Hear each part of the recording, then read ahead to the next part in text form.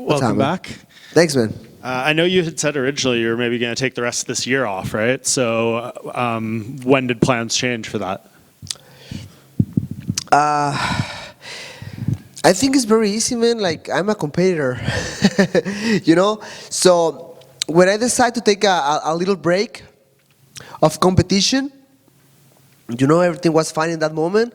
But after that, like three weeks after, I'm start to think again, like, damn, I want to fight.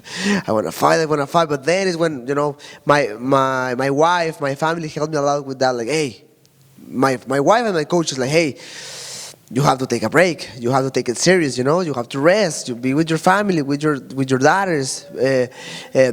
Make more nice moments with them first. So I have to calm myself. I had this fight with myself in my mind to take this break serious. But yeah, man, like after I decided to take the break, I was like, damn, I want to fight right now. That's the thing. But no, I think I made the best choice.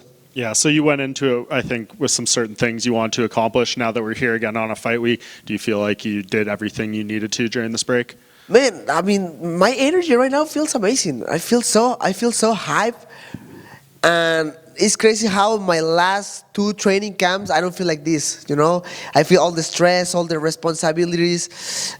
In some point, that exploded in my mind, and I wasn't really enjoying this kind of moments. And now I feel like before, when you start your career at the UFC.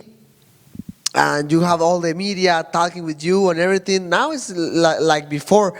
So yeah, man, I try to just recover my body, recover my mind, heal some injuries were like bother me in my last training camps, and now I feel perfect.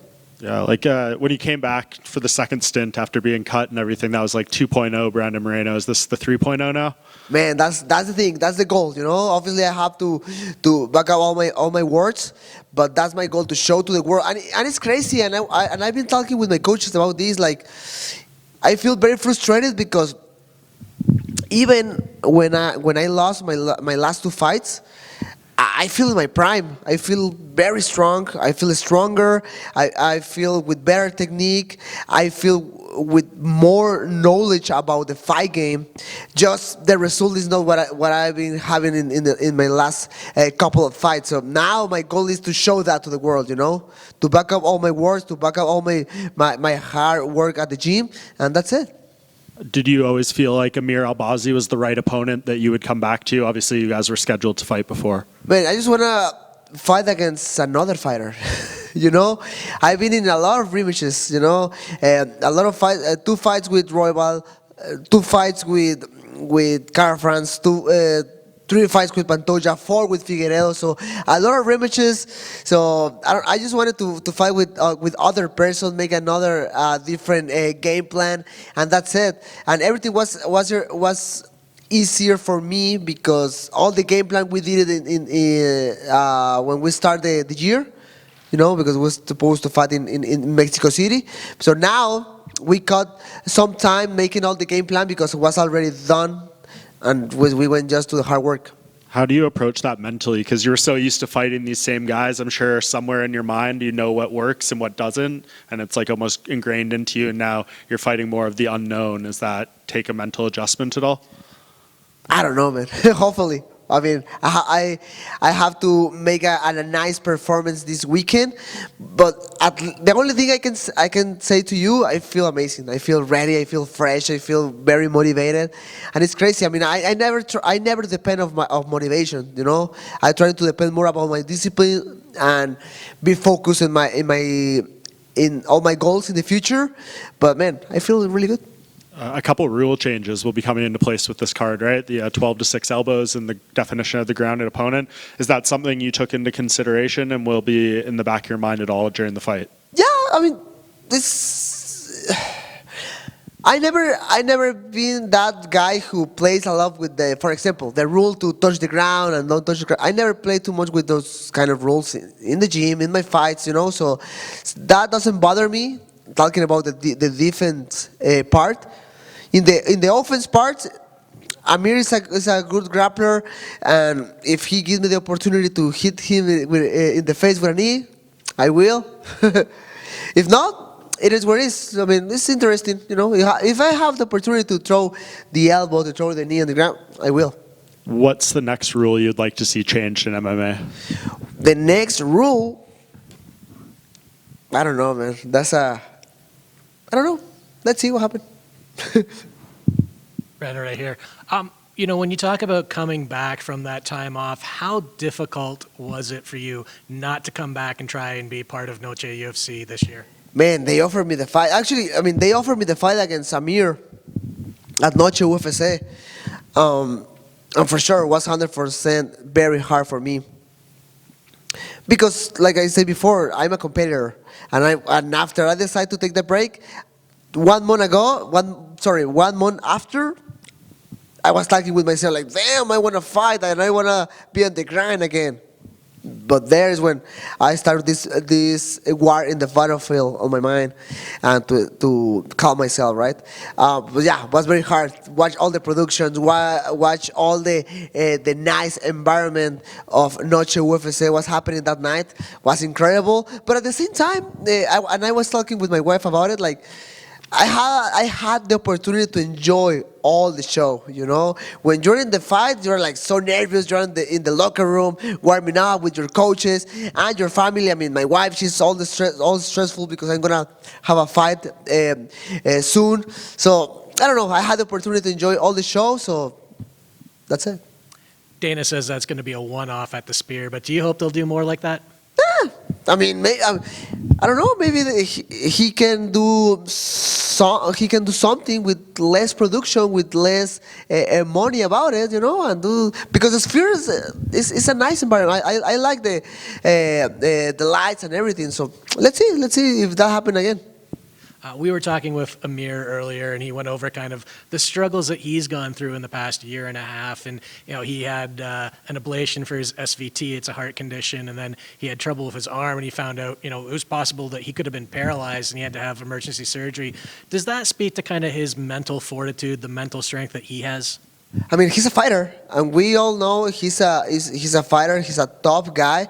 And I think every one of us pass for different situations, I can talk with by myself about all the different struggles I passed before, but it is what it is. I mean, talks really good about Amir, and I have to be aware about it because I know he's gonna be very motivated and he's gonna be healthy. He's gonna be ready to fight. And he's obviously thinking about a title shot with a win. Do you think if you get the win here, you can step in and face the winner of Pantoja and Kaya Sakura?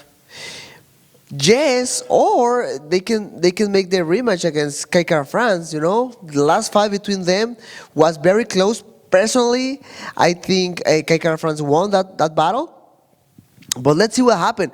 But for sure, if he get a victory against a former champion, his name is going to be very hard in the conversation for the title next. What are your thoughts on Kai Asakura coming in and getting an immediate title shot? Because outside of when the UFC has purchased Strikeforce or Pride, we really haven't seen that often. Man, I think it's positive. I think it's a positive thing for the division because, I don't know, I think all the division is strong. Like we have younger fighters, a new generation, very strong with good records, with amazing performances. But at the same time, at the top 5, everything looks like very stuck. Like Brandon Moreno having rematches with everybody, and that's it. I think it's very fresh for the flyweight division to come to bring a guy like Kaya Sakura, a good striker who can bring a different perspective of the roster, of the top 5, and it's gonna be a interesting match between Pantoja and him. Last one for me. Who do you see coming out ahead in that match? Oof, man, I mean, I can't go against Pantoja, He beat me 3 times in the past, and that is what it is. He's very tough, and it's weird. He has a weird survival ability, because I remember my last fight against him. At the end of the 4th round, I saw his face. He was like done, and he find a way to take my back and stay there. I mean, the fifth round was kind of boring, but he won. With Roybal, the same. Like the fourth, fifth round, he started to get a lot of punches in his face, and he survived. The same with Ersex in some points of the fight. So that's a real ability, man. That's a real ability. But let's see what happened with Kaya Sakura, because UFC is on a whole different level. Thank you. Of course. Brendan, you mentioned dealing with a bunch of pressure, especially going into the last couple of fights. This will be your 8th straight main event or championship fight in the UFC, 9th fight since the start of things with Brandon Royval. Can you just explain a little bit what some of that pressure is? And it's not a side we hear very much of from athletes. So can you just talk a little bit about what some of that pressure is and how it impacts just preparation and day-to-day and even the love of the sport for a little bit? Yeah, I mean, thinking a little bit about it, like, the fierce Mexican-born champion, the guy from a country, a huge country, who's putting a lot of support on a person. That person is me. With that being said, like, the responsibilities it's not just the training camp, it's not just the fights. Now it's about the media, the responsibilities, the travels, the media tours and all that stuff. And I mean, I don't know. Maybe I'm a pussy. Maybe I'm a weak person. Maybe other fighter can say like, "Hey, that's nothing. Shut the fuck up and keep going." Maybe that's true. But talking about myself, I mean, that's something huge, And I've been on the grind like 2-3 years in a row, like fighting in amazing spot, being around the world, doing a lot of work, a lot of media. So I'm a human being, man. I'm a human being, and at some point that exploded in my mind. That's why I decided to take that break, just to be with my family, to be in my home for a few months, explore new hobbies I love to do, and that's it. What were the new hobbies that you've taken? I mean, we know some of the hobbies that you already have, but you mentioned yesterday that you're not building too many Legos. What are the new hobbies that you've taken up? Yeah, I mean, I'm a collector, so I'm starting to collect Pokemon cards. I mean, I have a lot. I have officially 14 months collecting Pokemon cards, and my collection, I think, is very nice now. And I start to learn and read more about coffee. I love coffee, so I start to read about the quality of the beans, the grind, and all that stuff. I start to do mountain bike. That sport is very cool. It's dangerous because if you fail, you fail hard. But it's very cool. It's a really nice exercise. And that's it, man. Just be with my family, enjoy around my loved ones, and that's it. A favorite coffee that you've found yet? I mean, I'm living in Las Vegas. I know. Where are you from? You're from Las Vegas? No, I'm from Vancouver. Okay, I mean, I have a few coffee roasters there where the coffee is really good, but I love to buy the grain, the bean, and grind it in my home for sure. That's the best way to take coffee. 100%. Connect with Danny Gay. He's got a nice setup. Oh, he told me he's a coffee lover as well. Brandon, obviously your last fight with Royval, very close fight, split decision. How do you reflect back on that fight right now? Did something happen in that fight that prompted the decision for you to want to take a long layoff? Oof, I think it was the break point. That's it. Like, I said this before, like, I don't want to put like any excuse. I think Brandon Royval is doing an amazing job right now. Like, he's a tough guy, with amazing rhythm in the middle of the fight. But I don't know, man. I mean, I feel like that night was that kind of night when your mind is not there. And that's very frustrating, because I did all the training camp, the elevation. I leave my family for 2 months. Really nice sparring sessions, everything. And then in the fight, like, I wasn't there. Like, my body was there throwing punches, but my mind, like, I don't know, man. That's very frustrating for me. Yeah, because, we've seen you there fight long fights with high-level opposition, and you always have that ability to push in the championship rounds, and maybe that wasn't there against Royval. Is that what you're trying to say? Yeah, man. And again, no excuses. I mean that I don't want to come here and start to put a lot of excuses. Just and I think it's very normal between fighters. Maybe you can ask other fighters like, hey, you have fights where you feel like your mind wasn't there. Like they're gonna say yes, and that night was one of mine. Are you preparing yourself coming in on Saturday night for another 5-round war? Yeah, always. I mean, I respect every one of my opponents, and I'm expecting the best of them. You know, I'm expecting the best from Amir Albazi. I know what I say, like, he's very motivated. He's ready to win. He wants the title, and man, I feel ready for that. Just my energy feels different now, man. Yesterday, I seen you put hands for the first time on your custom fight shorts. Ooh, I was beautiful. wondering if you could talk about the meaning behind the design. I think at the end you are the judges, and you are the real judges here. But man, I love those ones. You know, Look pretty cool. are very cool. Maybe at the top 3 of all the custom shirts UFC make in the past. I mean, you are the judge. Thank you. Awesome, guys. One more right here.